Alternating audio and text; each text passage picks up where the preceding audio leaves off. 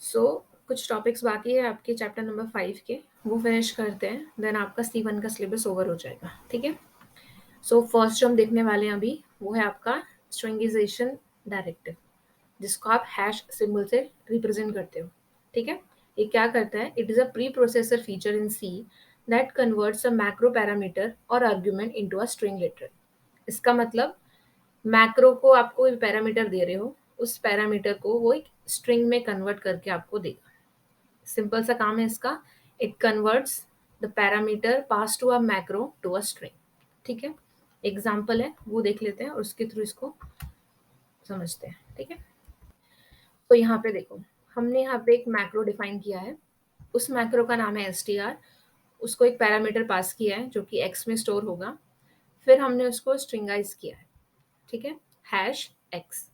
ये क्या होगा? इससे जो भी x मिलेगा इसको, उसको वो स्ट्रिंग में कन्वर्ट करके देगा। उसके अराउंड डबल कोट्स लगा देगा। और डबल कोट्स मतलब क्या होता है? आपका स्ट्रिंग। ठीक है। तो यहाँ पे देखो, आपके पास इंट नम नाम का वेरिएबल है। अभी मुझे इस नम इसको ही स्ट्रिंग में बनाना है। नम जो नाम है ना, इसको स्ट्रिंग में कन्वर्ट करना है। अभी ये स्ट्रिंग नहीं है ना, मैं टाइप की बात नहीं कर रही हूँ। मैं नम जो वर्ड लिखा है, ये वेरिएबल का नाम है, इट्स एन आइडेंटिफायर, बट इसको मुझे स्ट्रिंग में कन्वर्ट करना है। वो हम इसके थ्रू कर सकते हैं जो हमने मैक्रो बनाया है यहाँ पे। ठीक है। हमने क्या किया? str मैक्रो में नम को पास कर दिया। अब ये क्या करेगा? नम को एज अ स्ट्रिंग कन्वर्ट करेगा। अभी रन करके देखते हैं इसको। तो ये देखो, नंबर इज %s। %s है मतलब कि जो यहाँ पे आने वाला है वो एक स्ट्रिंग होगा, है ना। तो हमने क्या पास किया था? नम। और नम को उसने स्ट्रिंग बना के दिया है। ठीक है। अभी कैसे हो गया ये जो मैक्रो है आपका hash define str hash x, macro क्या करता है? जहां भी आप str ऐसा यूज करोगे वहां पे इस चीज को रिप्लेस कर देगा, है ना। तो यहाँ पे भी यही होने वाला है इस वाली लाइन में।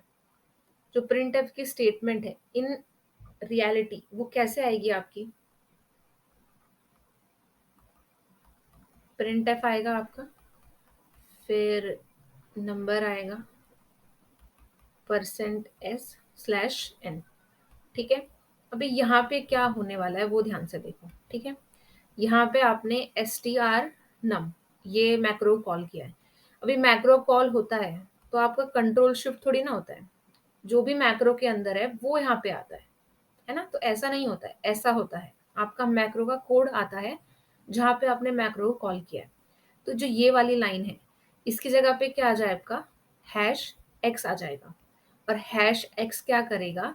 जो भी x के अंदर आया है, मतलब आपका नम, नम को डबल कोट्स में लेके आ जाएगा वो। ठीक है। तो आपको यहाँ पे क्या मिलेगा? नम इन डबल कोट्स। ये आपका जो नम जो पहले आइडेंटिफायर था, अब वो एक स्ट्रिंग बन चुका है। ठीक है। तो किसी भी टोकन को, किसी पैरामीटर को अगर आपको डबल कोट्स में लेके आना है, मतलब स्ट्रिंग में कन्वर्ट करना है, ठीक है, तो उसके लिए आप हैश x यूज करते हो।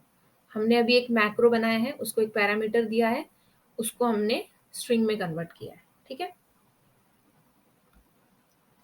तो हैश क्या करता है आपका? किसी भी पैरामीटर को जो मैक्रो को मिला है उसको स्ट्रिंग में कन्वर्ट करता है। ठीक है। नेक्स्ट है आपका डायरेक्टिव टोकन मर्ज, या फिर उसको हम कह सकते हैं टोकन पेस्ट या फिर कॉन्कैटिनेशन। इसका सिंबल है डबल हैश। ठीक है। हैश हैश ये आपका सिंबल है to signify token merge, token paste या फिर कॉन्कैटिनेशन। ये क्या करता है?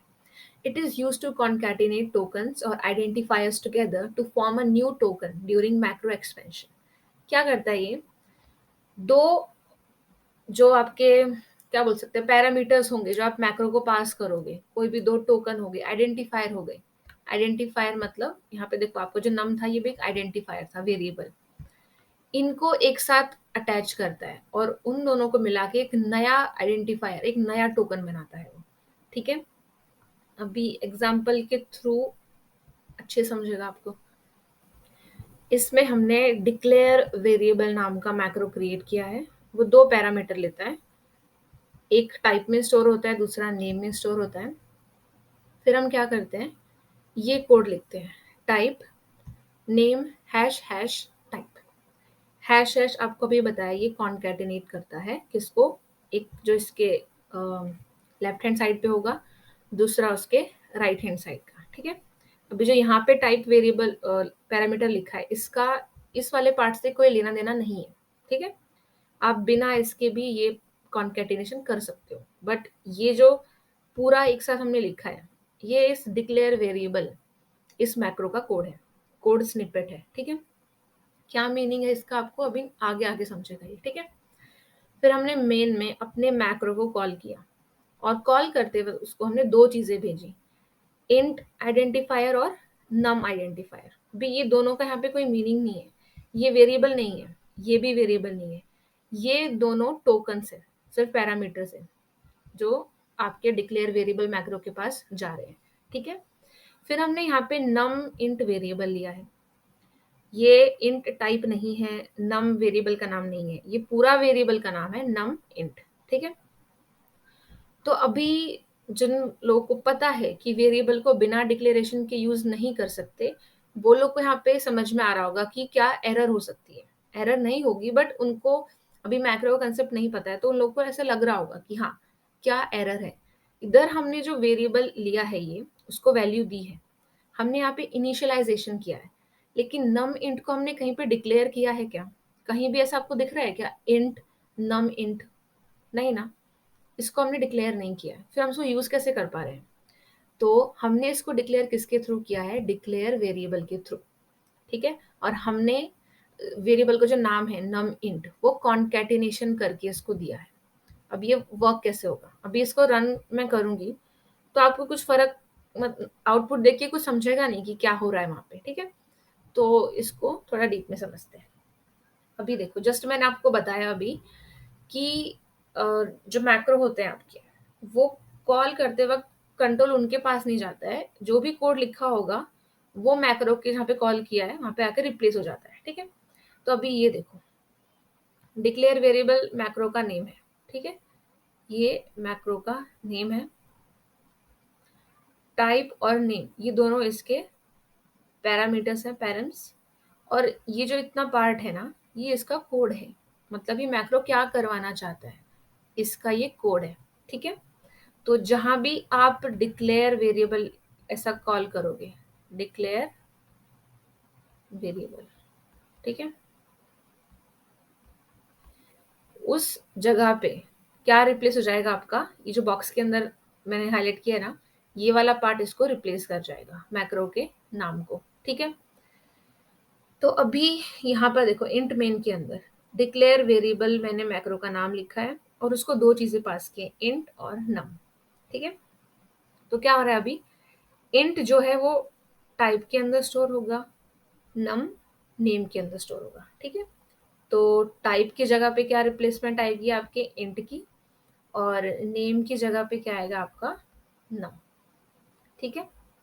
फिर क्या होगा, ये जो पूरी लाइन दिख रही है आपको ये वाली, ये हट जाएगी और इसकी जगह पे क्या लाइन आ जाएगी आपकी, टाइप नेम हैश हैश और टाइप, ठीक है। अभी मुझे बताओ, टाइप की क्या वैल्यू है, इधर इंट है, तो टाइप की जगह पे इंट लिखा जाएगा, नेम टाइप और बीच में ये हैश और हैश का सिंबल, ये क्या करता है, नेम और टाइप इन दोनों को क्या करता है, कॉन्कैटिनेट करता है, अटैच करता है। तो नेम के अंदर नम है और टाइप के अंदर इंट है, तो ये दोनों आपस में जुड़ जाएंगे, कॉन्कैटिनेट हो जाएंगे, ठीक है। तो अभी देखो, इस पूरी लाइन की जगह पे कौन सी लाइन रिप्लेस हो जाएगी, ये वाला पूरा पार्ट वहां पे आ जाएगा। तो अभी जो प्रॉब्लम थी हमारी कि नम इंट जो है वो तो कहीं डिक्लेयर ही नहीं हुआ है, वो लाइन आपकी हो जाएगी, आपके कोड में डिक्लेयर हो जाएगा आपका नम इंट। तो आपका कोड क्या बन जाएगा, हैश इंक्लूड वाला लाइन, ये डिक्लेयर वेरिएबल वाला पार्ट, इंट मेन, और इस लाइन की जगह पे कौन सी लाइन आएगी आपकी, ये वाली लाइन, इंट नम इंट, और उसके बाद नम इंट को वैल्यू दी जाएगी, ठीक है। तो ये जस्ट एग्जांपल था कि आप कैसे दो टोकन्स को आपस में कॉन्कैटिनेट कर सकते हो, और डिक्लेयर करना किसी वेरिएबल को, डायनेमिकली उसको कोई नाम देना, वो काम हमने इस कंसेप्ट को यूज करके किया है। ये जैसे इसका यूज केस है, ठीक है। हमेशा सिर्फ इसी चीज के लिए यूज नहीं होता है ये, कोई भी आप यहाँ पे इसको पास करते हो उसको वो कॉन्कैटिनेट करके आपको दे देता। ठीक है, तो आई होप ये समझ में आया हो, थोड़ा ज्यादा ही क्लियरली समझाया मैंने वैसे तो। ठीक है,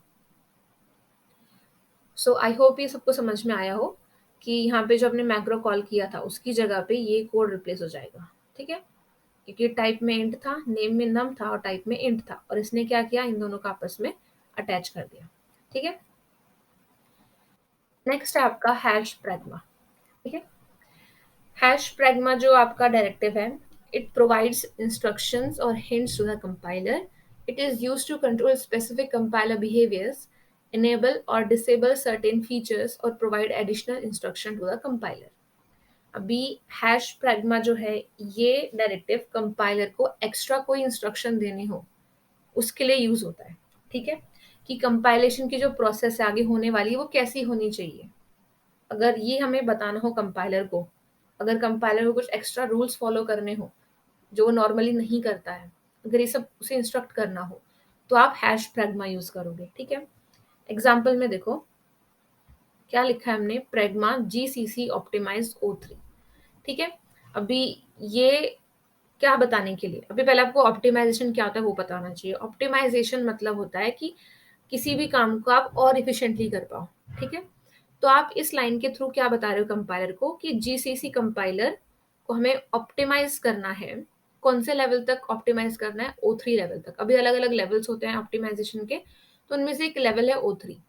तो हम कंपाइलर को ये बता रहे हैं कि जीसीसी कंपाइलर को क्या करना है, ऑप्टिमाइज करना है टू द लेवल O3।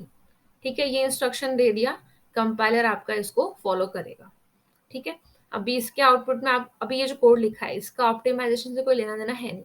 ठीक है, जस्ट कोड लिखना है इसलिए लिखा है ये। ठीक है, इसका डायरेक्टिव्स का कोई रिलेशन नहीं है। जो भी है आपका हैश प्रैग्मा का काम वो यहाँ पे हो जाएगा। ठीक है, अभी आउटपुट निकालते वक्त आपके आउटपुट को देखने से आपको कोई पता नहीं चलेगा कि वर्क हुआ कि नहीं हुआ, क्योंकि कंपाइलेशन प्रोसेस दिखती है कि हमको नहीं नहीं दिखती हमको। ठीक है, तो अभी इसको पेस्ट करते हैं, रन करते हैं। ठीक है, जो कोड को करना था उसने कर लिया, अभी वो ऑप्टिमाइजेशन हुआ कि नहीं हुआ वी डोंट नो दैट। ठीक है, बस आपको क्या समझना है कि हैश प्रैग्मा किस लिए यूज होता है। It is use to give extra some additional instruction to the compiler to control some specific compiler behaviours, enable और डिसेबल सर्टेन फीचर्स। ठीक है, फिर आपका नेक्स्ट है हैश एरर। अभी ये किस लिए यूज होता है कि अगर आपको खुद से कुछ एरर मैसेज शो करने हैं based on some condition during the compilation process, तब आप वो शो कर सकते हो। देखो यहाँ पे भी लिखा है, it generates a compilation error message with a custom error message text. It is commonly used to conditionally halt the compilation process and display an error message when certain conditions are not met. तो based on some conditions अगर हमें कोई खुद से error message show करना है और compilation process को उस टाइम पे रोक देना है, तब हम हैश एरर इस डायरेक्टिव का इस्तेमाल करते हैं। अभी आप कंपाइल करते होंगे प्रोग्राम को तो अपने आप कुछ तो भी एरर आती होगी और आपका कंपाइलेशन बीच में रुक जाता है ना। तो वो तो ऑटोमेटिकली जनरेटेड एरर्स हैं, वो आप कंट्रोल नहीं कर सकते। But based on some logic आप चाहते हो कि अगर कोई तो भी कंडीशन है अगर वो नहीं ट्रू हुई, तो आप चाहते हो कि हाँ कंपाइलेशन रुक जाए और स्क्रीन पे एरर मैसेज शो हो जाए, तब आप हैश एरर जो डायरेक्टिव है उसका इस्तेमाल करोगे। हमने मैक्स वैल्यू करके एक मैक्रो बोल सकते हो, कांस्टेंट बोल सकते हो, वो डिफाइन किया है, उसको वैल्यू दी है 100। ठीक है, फिर मेन के अंदर हमने चेक किया है कि मैक्स वैल्यू डिफाइंड है क्या। अगर डिफाइंड है तो उसको स्क्रीन पे प्रिंट कराया है, और अगर डिफाइंड नहीं है एल्स, तो हमने क्या किया है, प्रिंट नहीं कराया, एरर मैसेज शो करवाया है। मतलब कंपाइलेशन इस टाइम पे रुकेगा ये बताने के लिए कि मैक्स वैल्यू डिफाइंड नहीं है। ठीक है, अभी तो डिफाइंड है तो आपका आउटपुट क्या आना चाहिए, मैक्सिमम वैल्यू इज, जो भी उसकी वैल्यू है 100। ठीक है, ये आ गया। बट अगर अभी मैं मैक्स वैल्यू को डिफाइन ना करूं, ये लाइन हटा दूं, तो आपका एरर आना चाहिए। ठीक है, और वो आया है। क्या बोल रहा है वो कि max value is not defined, please define it, जो हमने इधर पे डाला था मैसेज हैश एरर के साथ में। ठीक है, तो हैश एरर आप कब यूज करते हो, जब आपको खुद से कोई एरर मैसेज शो करना है और कंपाइलेशन प्रोसेस को बीच में रोकना है अकॉर्डिंग टू सम कंडीशन। ठीक है, फिर आपका डिफाइंड ऑपरेटर, ठीक है। अभी जो डिफाइंड ऑपरेटर है ये अ, उसकी तरह वर्क करता है जो हमने इफ डेफ देखा था कि इफ डिफाइंड है क्या, ठीक है। वो आपका कंडीशनल डायरेक्टिव था, ये डायरेक्टिव नहीं है, ये ऑपरेटर है। ये भी क्या काम करता है, चेक करता है कि कोई मैक्रो डिफाइंड है कि नहीं है, ठीक है। अगर मैक्रो डिफाइंड है तो ये 1 रिटर्न करता है, मतलब ट्रू। और अगर मैक्रो डिफाइंड नहीं है तो ये क्या रिटर्न करता है, आपको 0 रिटर्न करता है, मतलब फॉल्स। तो अभी देखो हमने एक मैक्रो यहाँ पे डिफाइन किया जिसका नाम है डीबग मोड। फिर हमने चेक किया इफ डिफाइंड, डिफाइंड यहाँ पे ऑपरेटर यूज हो रहा है, ठीक है। उसके अंदर हमने पास किया है वो आपका मैक्रो का नेम। तो अगर ये डिफाइन होगा तो debug mode is enabled, message print हो जाएगा। अगर डिफाइंड नहीं है तो आपका डीबग मोड इज डिसेबल्ड, ऐसा प्रिंट हो जाएगा, ठीक है। अभी यहाँ पे हमने डिफाइन किया है इसको, तो ये मैंने आपको ऑलरेडी बता रखा है। रन करते हैं, ठीक है। डिफाइंड था तो ये वाला मैसेज शो हुआ, प्रिंट एफ फर्स्ट जो स्टेटमेंट है वो वाला, ठीक है। अगर मैं इसको डिफाइन ना करूँ, हटा दूँ इस लाइन को यहाँ से,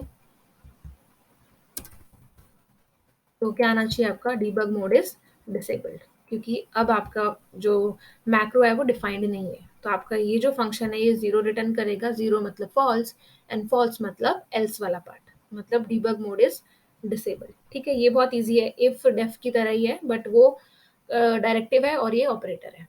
कौन सा आपका डिफाइंड ऑपरेटर, ठीक है। फिर है आपका हैश लाइन।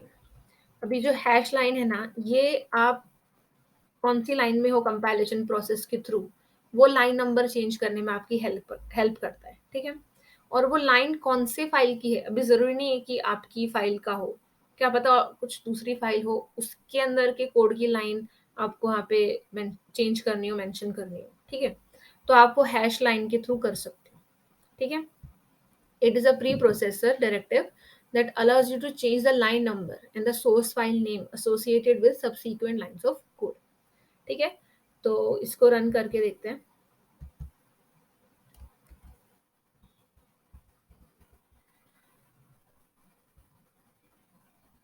ये देखो अभी ये सिलेबस में नहीं है बट बता देती हूँ।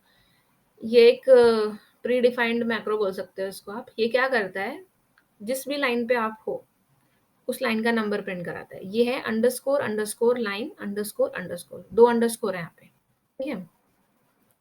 तो ये जस्ट करंट लाइन नंबर लेके आता है। तो हमने यहाँ पे प्रिंट कराया दिस लाइन, क्या है यहाँ पे 3 आया क्योंकि हम लाइन 3 पे, ठीक है। फिर आपने हैश लाइन जो डायरेक्टिव हम पढ़ रहे हैं उसको यूज करके क्या किया, लाइन नंबर चेंज कर दिया, उसको 10 कर दिया, और कौन सी फाइल का, custom code dot C file का, ठीक है। और फिर आपने प्रिंट कराया कि अभी आप कौन सी लाइन पे हो, तो आपका आंसर क्या आएगा, 10 आएगा। अभी आप लाइन नंबर 5 पे हो, लेकिन वो आया क्या, नहीं 10 आया, क्योंकि हमने हैश लाइन डायरेक्टिव यूज करके 10 प्रिंट करा दिया। तो जब आप डिबगिंग करते हो तब ये मोस्टली काम में आता है, ठीक है। तो हैश लाइन यूज करके आप लाइन नंबर चेंज कर सकते हो और किसी दूसरी फाइल को भी मेंशन कर सकते हो। अगर ये हटा दिया आपने तो भी वर्क करेगा ये, लेकिन कौन सी फाइल आएगी बाय डिफॉल्ट, आपकी जो करंट फाइल है, ठीक है। रन करोगे सेम आउटपुट आएगा आपका, ठीक है। तो ये सारे डायरेक्टिव्स थे जो आपको पढ़ने थे, ये सारे कवर हो गए हैं, ठीक है। अभी लास्ट में ये जो पार्ट है आपको ये लर्न करके जाना है पेपर के लिए, ठीक है। ये बहुत इंपॉर्टेंट है, मैक्रो और फंक्शन का डिफरेंस पूछ लेते हैं, ठीक है। तो ये पीपीटी में शेयर कर दूंगी ग्रुप पे, तो आप इस लोग इसको स्टडी कर सकते हो, ठीक है। और कुछ डाउट आए तो प्लीज पूछो, ठीक है।